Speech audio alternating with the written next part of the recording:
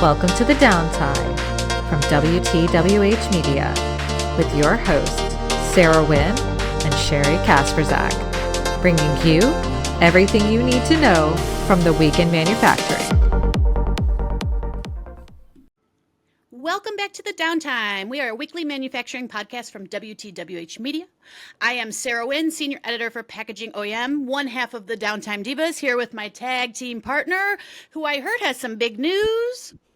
It's Sheri Kasprzak, Executive Editor of the Automation and Control brands here at WTWH Media. And if you don't know, that's Plant Engineering, Control Engineering, and Consulting Specifying Engineer. And thank you so much for joining us for another episode of the Downtime. Congratulations, Sheri. Big news, big news. Yeah, that's right. My title has changed, if you didn't notice.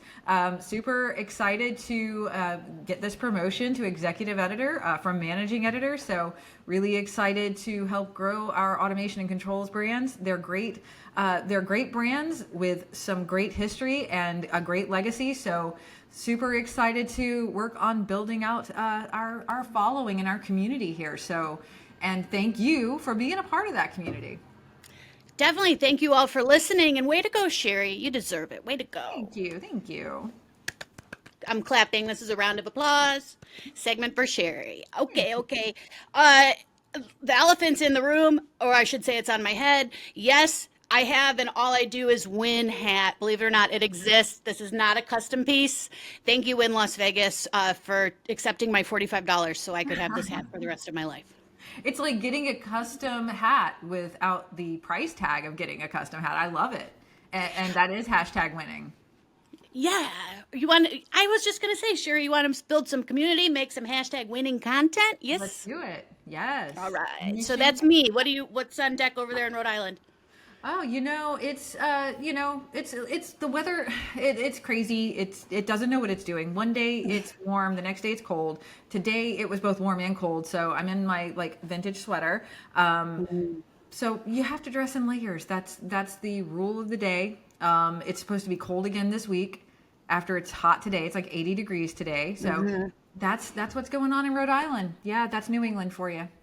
It's 83 here right now. My blinds are closed, my air conditioning's on, and by 7 p.m. tonight it'll be freezing. So that it's one of those, we're not quite done with summer, we're not quite to fall, but all the leaves are falling. So it's like, get your act together. Winter weather. Yeah, what's going on? That's fine. All right, so let's just dive into some headlines and we'll make this nice and quick. I mentioned I am back from Pack Expo. You can see it on my head.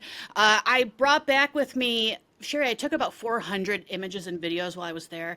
I selected about 30 images that are up on Packaging OEM's website as a beautiful photo gallery. You can also check out my social media, Packaging OEM social media. It's up there, including machinery, components, technology, and some of the individuals behind the machines. We love it. Yeah, I can't wait to take a look at all the stuff that you brought back from Pack Expo. And how was your trip? I mean, I know that you said that you were super tired. I know you logged a lot of miles. Give us broad strokes. Give us an overview. How did it go? It was great. I was a little crazy, or if you could say I'm nuts because I'm a Buckeye. I walked all 3 halls in one day, and I didn't realize you could get to one hall through a sky bridge, so I walked outside in a velvet blazer. Not my finest moment. Very hot. Thank you for everyone who met with me that day. It was not my best look, but it was a good trip. Saw a bunch of different new solutions in packaging, obviously new technologies. AI was a huge topic. I'm working on a story about that right now. It was a great trip. Got to see our supervisor, Stephanie, the GOAT, nice time walking the floor together. That sounds great. And as someone who loves fashion, I just have to say mad respect for rocking the velvet blazer despite the heat. I love it. I will never do it again, but thank you. I learned my lesson. Yes. Absolutely. So, over at Plant Engineering, we have a brand new piece you're probably going to want to go check out. Now, we got this piece in from Calypso. It's a Rockwell automation company.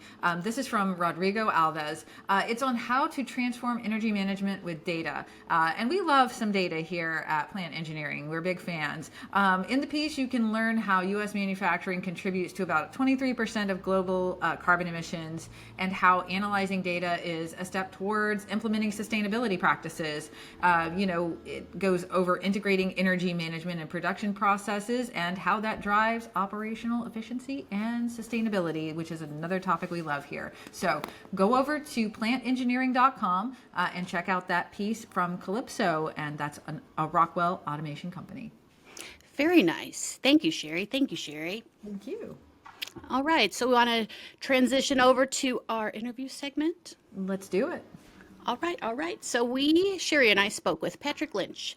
He is the Senior Vice President of Sales and Strategy at WTWH Media and also the head of the content studio. Yeah, we're big fans of Patrick. He was still the engineering tower here at WTWH Media when we both started. Now he's moved over to healthcare, but we don't hold that against him. We still like him. He's a nice guy. But we wanted to kind of bend his ear a little bit about engineering and how engineers really consume content, which is something that's super important to us. We want to make sure that you are getting the right content, the content that helps you do your job every day, and in the proper media. We want to make sure that the way you consume content is how we meet you. So Patrick had a lot of great insights and data. So why don't you have a listen to our interview with Patrick Lynch?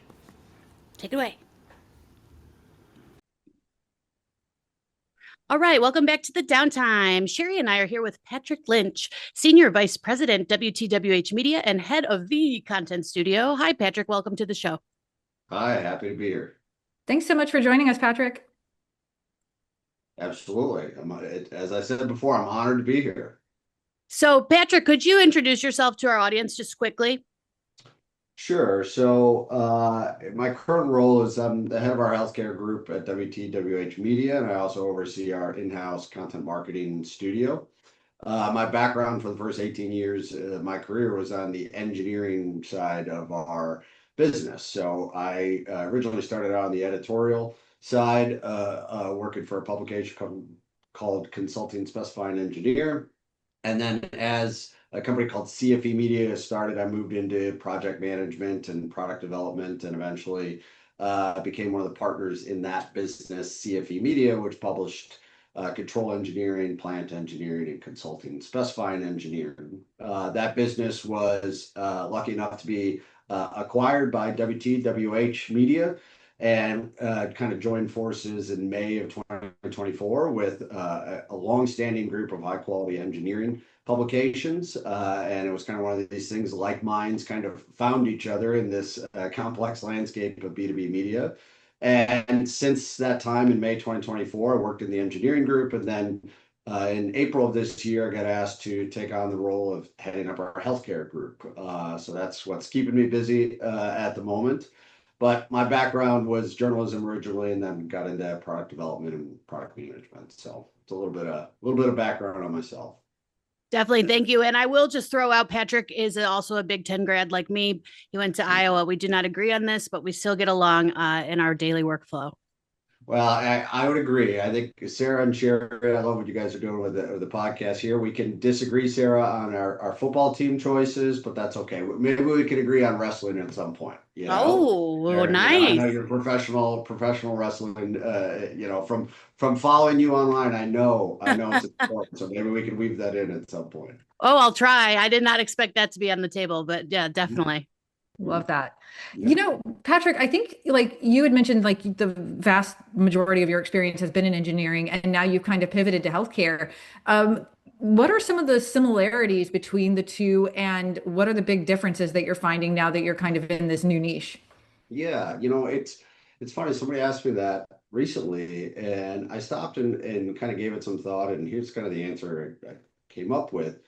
When I left kind of the engineering group and moved into the healthcare group, one of the big changes I noticed is that on the healthcare side is that we are, living and breathing what's happening in the news every single day. So if there's a change in policy or legislation or funding requests or an acquisition, our reporters and editorial team are like neck deep in that every single day. So like our daily newsletter comes out and it's covering what's happening in the senior housing space or behavioral health, et cetera.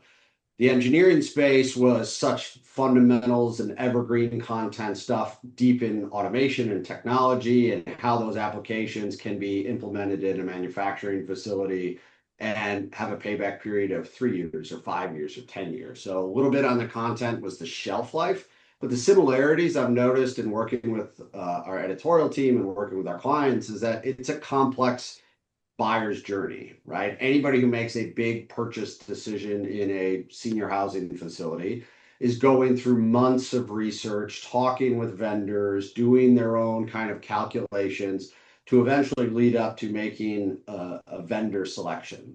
Very similar on the engineering side, where the average buyer's journey was about 8 months in length for an engineer to make a new purchase decision for anything that was, let's say, $50,000 and above. So very similar in the complexity of the buyer's journey.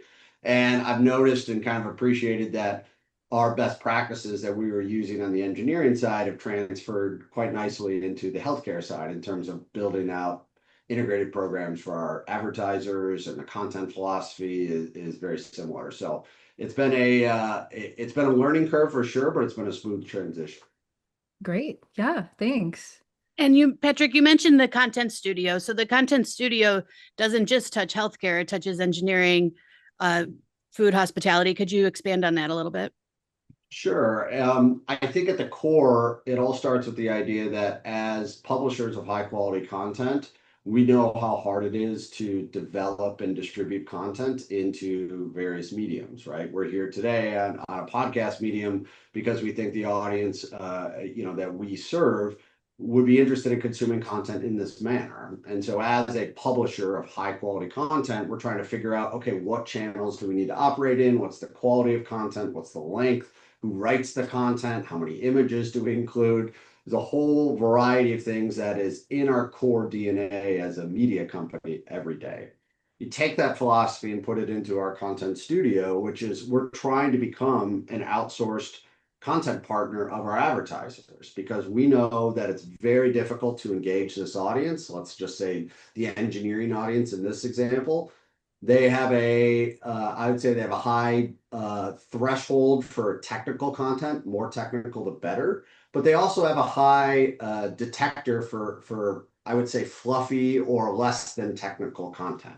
Our content studio helps bridge that gap by being basically an outsourced content development arm for our advertisers. They can come to us and say, hey, I'm really trying to engage this type of engineer, works in this application, and we need content in these formats: video, podcasts, webinars, written content, in-person videos. So for us at the Content Studio, we really believe that we are helping our clients bridge the gap from their own maybe content deficiencies and where we excel, which is developing content for these niche audiences, whether it be engineers or healthcare or the food, retail, and hospitality group.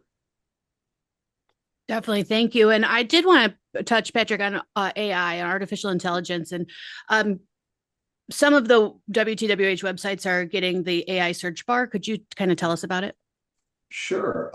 So really, we know that for the last, better part of 3 years now, that AI has been in, I would say, the more common conversation in almost every line of work. But in the media and publishing landscape, it kind of came in, I would say guns blazing right away. People said, what are we going to do with AI? Can it generate new content? Is it going to replace what we do online with content generation? And are people going to use AI to find us on search? And what we realized is AI is an opportunity for a media company in various ways, right? So first and foremost, if you think about from a user experience, how can we use artificial intelligence to improve the user experience of the audience on our websites? So we know that we have tens of thousands of people coming to our websites on a regular basis.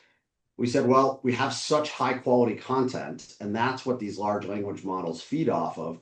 Can we take a private language model, feed our content into it so that the language model is trained on, let's say, quality content from Design World or Control Engineering or behavioral health business or senior housing news? The idea is we train the model, and then when you come to our sites and use the AI search functionality, first and foremost, you're going to find content faster. right? Internal site search is sometimes a bit of a mixed bag and how easy it is to use, how accurate it is.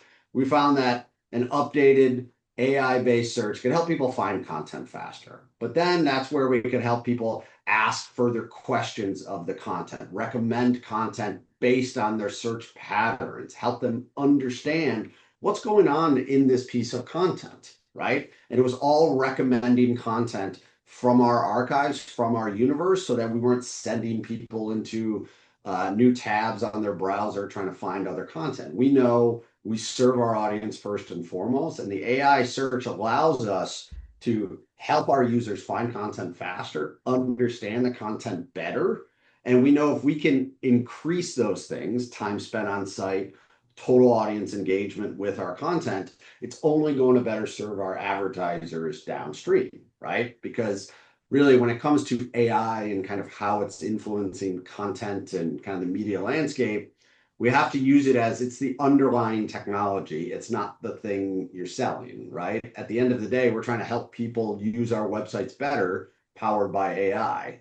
AI isn't what we're selling to the audience, it's the experience that we're trying to monetize in a variety of ways. So from my perspective, we're just getting started with AI. We have an AI committee here at WTWH Media that I'm happy to be a part of. And we've figured out that within that committee that there's different functions. The sales team uses it differently than the development team and the editorial team. So we're pretty excited about the features that we have launched with AI search, and the early metrics have been incredible in terms of the audience engagement, the total page views that we're seeing from people using this search. Because we all know when you have a bad user experience with the website or a customer service bot, you're like, no thanks, I'm never going to do that again. Well, we haven't seen that yet. We've seen only positive engagement, which is kind of what we were shooting for. So more to come from us on that front, but it's exciting so far. Definitely. I love the universe analogy to keep everyone ingrained. Sometimes you mentioned the search functions on several sites, not just the ones we work on, it can be difficult. So I love that universe, all the touch points. I do like that. Mm-hmm. Yeah, Patrick, could you walk us through kind of the origin of marketing to engineers and why it's sort of important to, for B2B marketers?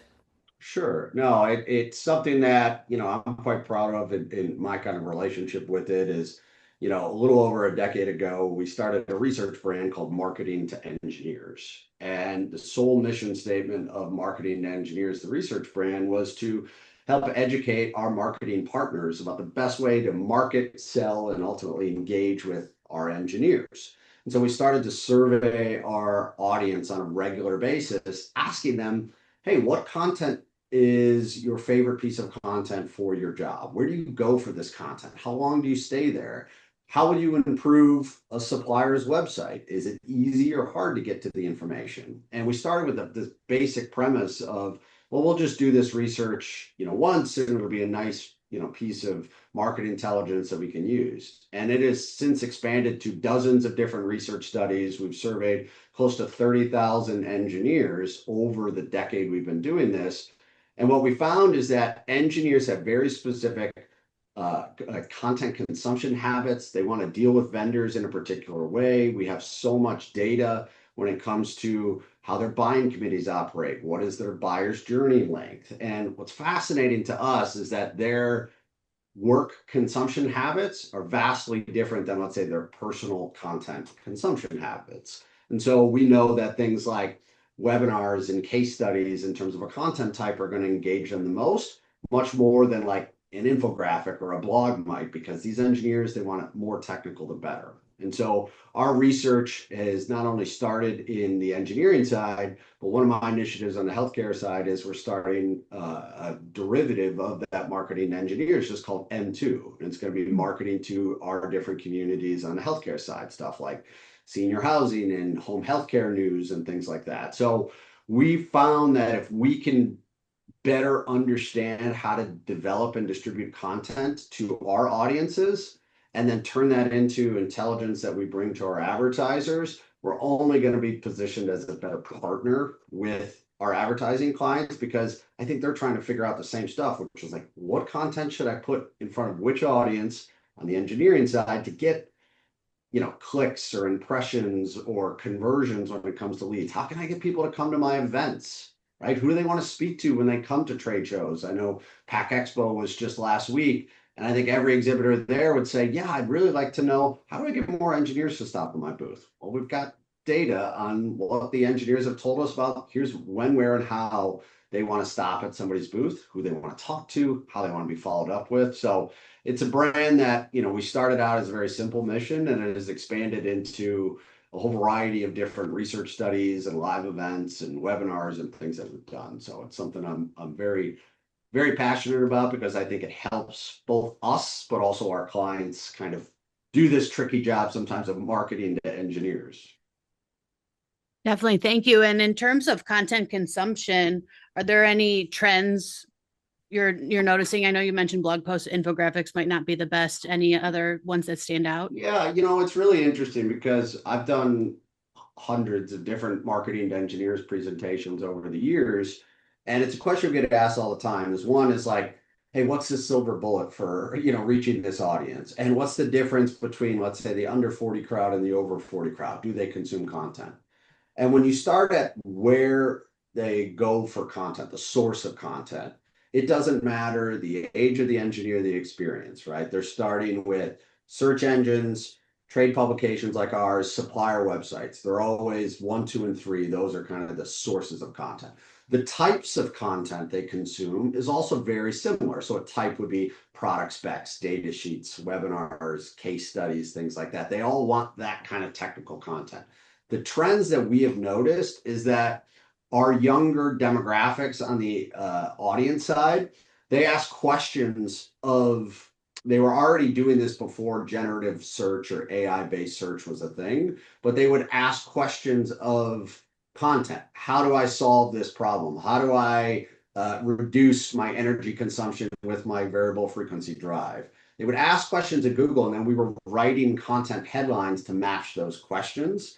What I've noticed is that the younger group asks more questions, and they're less tied into the brand or the place they land with the content. They just want quality content. And so what's interesting about it is the younger audience is consuming content faster, right? I think they're more discerning. They look at an email and they can tell right away, I don't need to open that. That sender is always sending me too much junk mail. I'm going to delete it. But if you have quality content, you're putting it in front of that younger audience from a trend perspective, they will be your most ravenous consumer of content, because they know how to kind of weed through everything the internet has to offer or social media has to offer and just narrowing on quality content. So they're not as married to a brand per se as they are as like, hey, this is just quality content and it's being put to me in a place that makes it easy for me to consume. Podcasts, webinars, emails, your articles in somebody's email inbox, stuff like that. So a little bit of a less brand affinity and more like a content or quality content affinity, if that makes sense.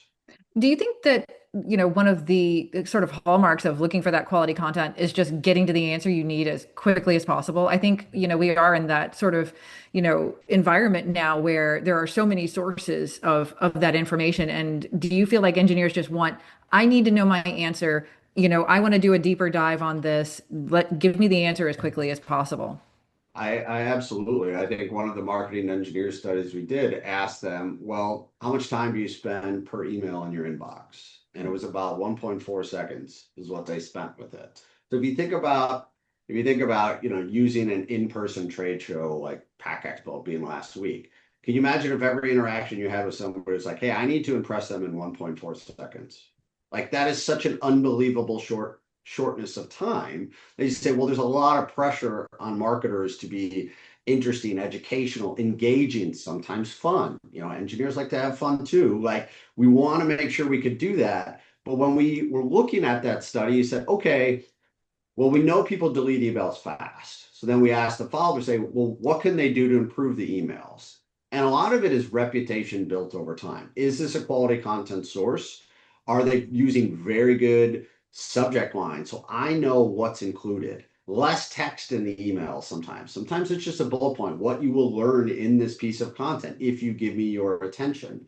What I've found is with search and visiting website trends is that They're not going to spend minutes on a site. They're in under 30 seconds on a website. If they can't find the content in the 30 seconds, or typically about 3 to 4 clicks, they're gone. They're going to go find it somewhere else. And so that's kind of to use the poker analogy, those are the table stakes that I think anybody on the internet right now is trying to engage a community. That's what we're all dealing with, right? So you have to figure out, you have to be willing to test stuff, I think, and you have to be willing to say, what are we trying to learn from this experiment? If we send emails at 6 a.m. versus 6 p.m., what are we hoping to learn? Not just, oh, well, the A/B test showed us this. It's like, well, how do we improve? So it's a little bit more the scientific experiment, a little bit more trial and error of like, how do we engage with this community? And I know from looking at our marketing engineers data and working with our clients for so long on that side of the business that everybody's trying to figure out the same stuff, which is like, how do I keep attention?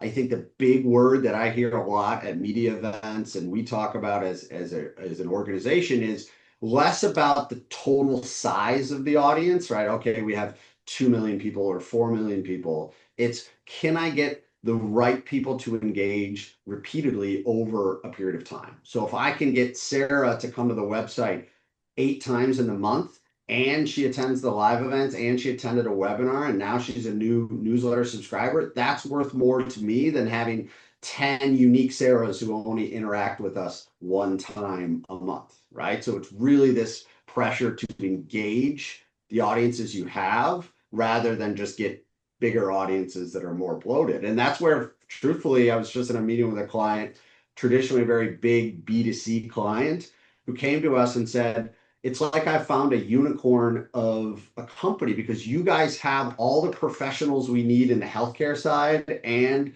the food, retail, and hospitality side. It's where all these professionals are gathering virtually or in person to talk about issues that are challenging them every day. And like, we can't find these people on the social media apps that everybody thinks have, the entire universe. And I was like, that's a good vote of confidence for B2B media because we are servicing these niche audiences every day. And it's our job to keep them happy. If we keep them happy, the advertisers are going to follow. So I think that's kind of some of the trends I've noticed in like consumption habits, and people just don't have a lot of time for the BS, in my perspective.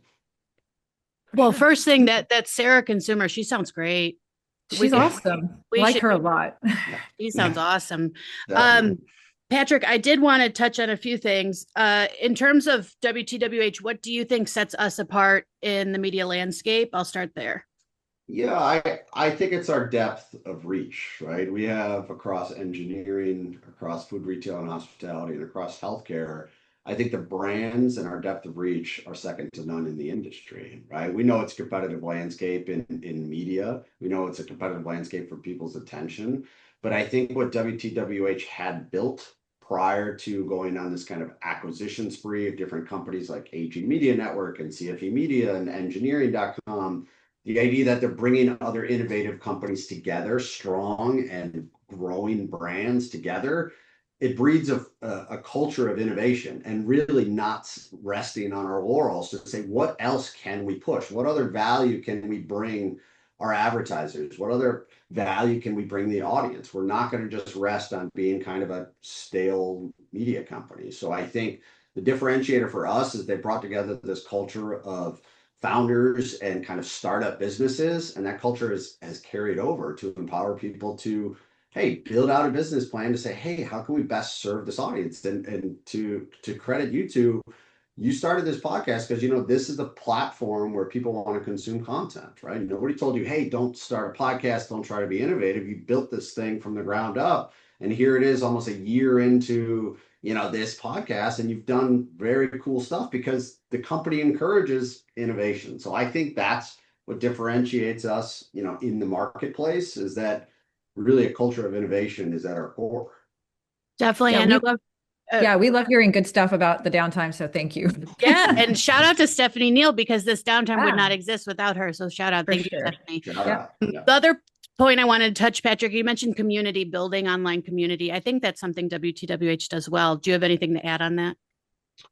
Well, I think we're what we're trying to do is try to figure out, as I mentioned earlier, where are the engineers, where is the audience going to be at, right? And we figure out that we can't just chase our tail and say, oh, the next greatest thing is X, right? Because at the end of the day, we are first party data holders with this audience. So we want them consuming content on kind of our landscape, right? I think Joe Polizzi from Content Marketing Institute would say it is like, you don't want to lease the land, you want to own the land. We own the land that our audience comes to. So we have figured out that the niche communities, whether it be any of the tech tip sites or eng tip sites that the engineering group has, that we say, hey, if this is where engineers want to engage and ask questions of each other, we just want to be the platform in which they're doing it, right? We don't need to get too involved. We want this organic thing to kind of just breathe on its own. And I found that coming from the automation and control brands at, in the engineering group, we found groups like Consulting Specifying Engineer, where they have this community of 40 under 40 individuals and the MEP giants who are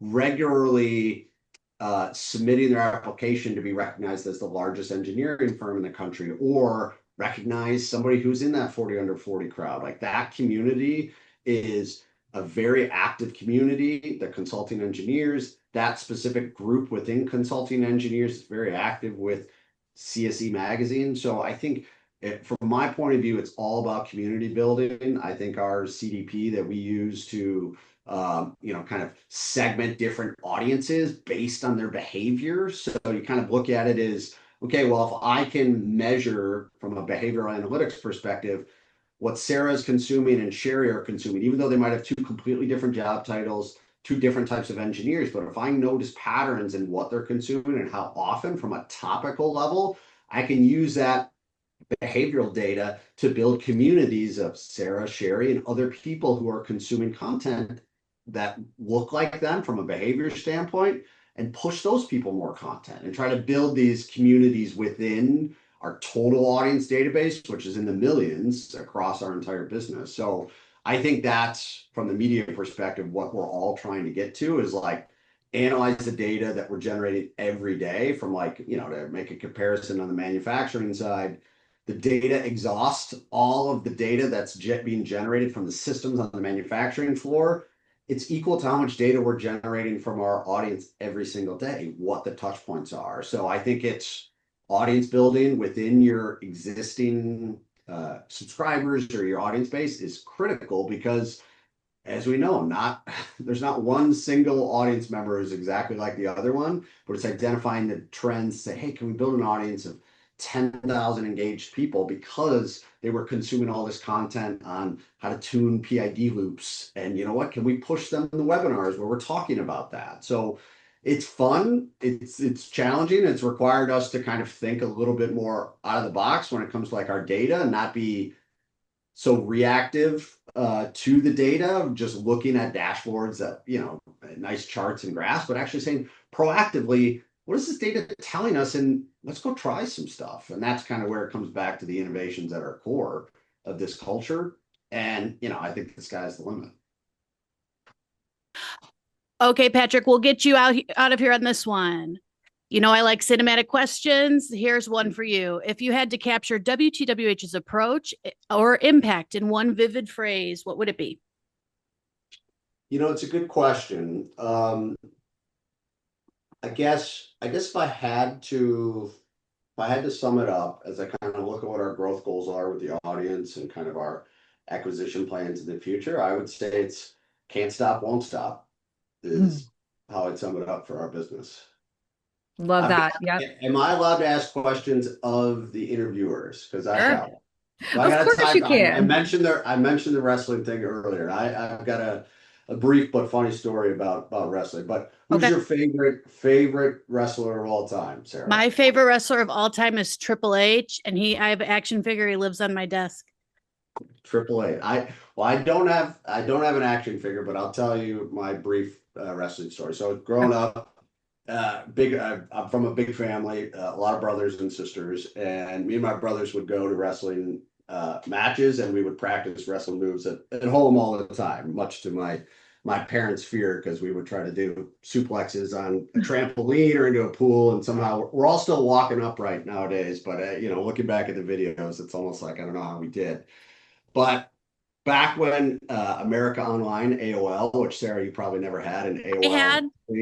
At some point, I remember my first AOL screen name was named after my favorite wrestler at the time. Uh-huh. And I went through and picking it, and I picked it was Stone Cold Steve Austin, who was my favorite wrestler at the Yes. time. And I picked Stone Cold, and they said, "Well, that's not available. Pick a new one." I said, "Okay, Stone Cold 001." And they're like, "That's not available." Long story short, I had to be Stone Cold 9800 because there were 9,799 other people who had Stone picked Cold. that particular email or I guess email address on AOL. So that's my wrestling story. I wanted to weave it in somehow, but yeah, I love it. Triple H does have a friend, a little Stone Cold, that lives on my desk there too. you go. Thank you. That's a shout out to my stepdad. He gets me little gifts like this. They just live on my desk. But Patrick, thank you for joining us. Thank you for laying the content smackdown with us. We appreciate it. Absolutely. Thanks for having me. Thanks so much, Patrick. All right. Take care. And thank you again, Patrick, or should I say, and that's the bottom line, because Patrick Lynch said so. A nice little Stone Cold Steve Austin tie-in for you, Sheri.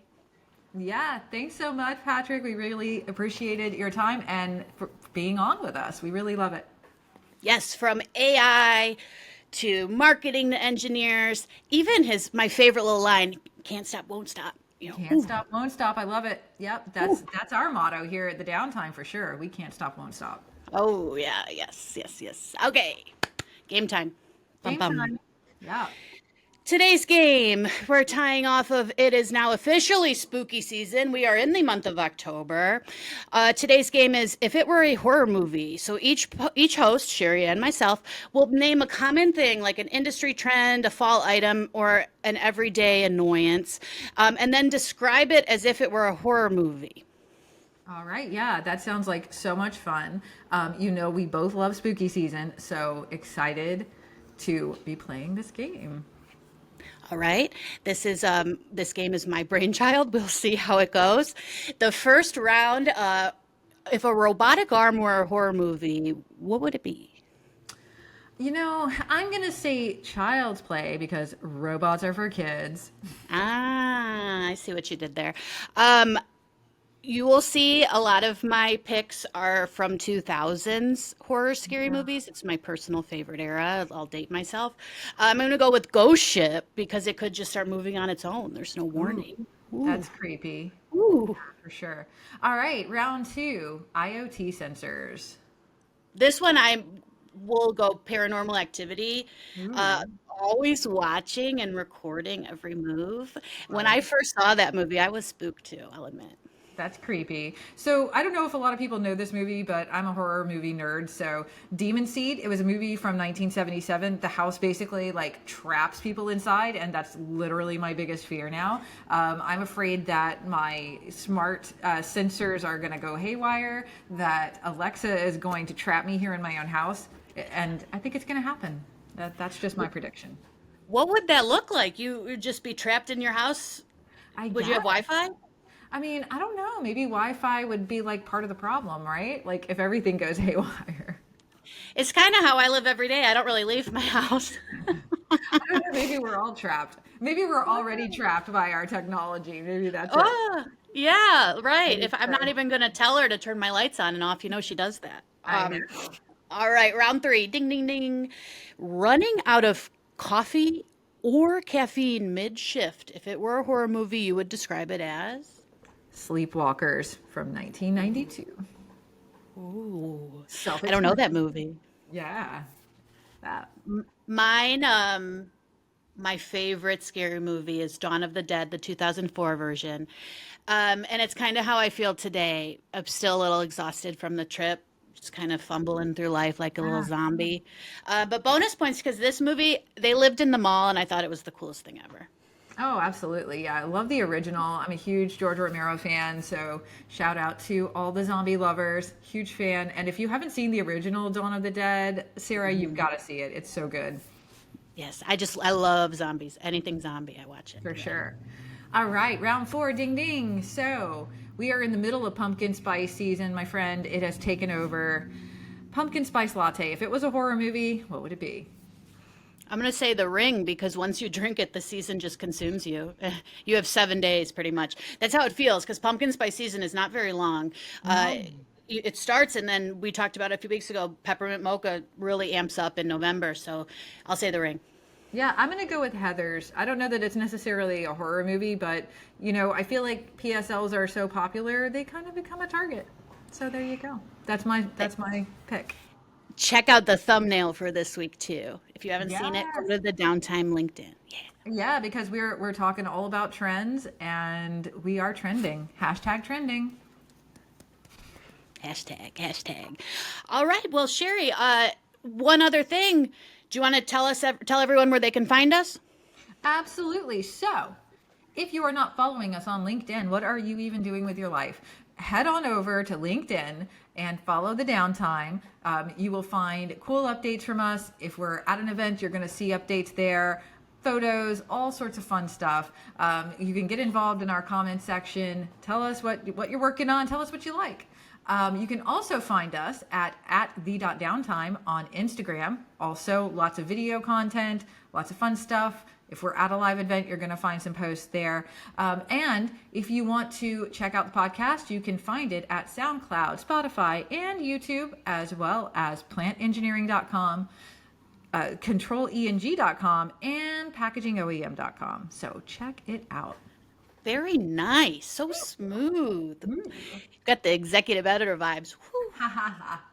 I've leveled up. There you go. Like Mario. Bum, bum, bum, bum, bum, bum. Exactly. So yeah, I think this brings us to the end of another episode of The Downtime, my friend. It always comes back around again, but guess what? We will be back next week. So stay tuned. Signing out for The Downtime, I am Sarah Wynn with Sheri Kasprzak, and we'll catch you in the next episode. Bye.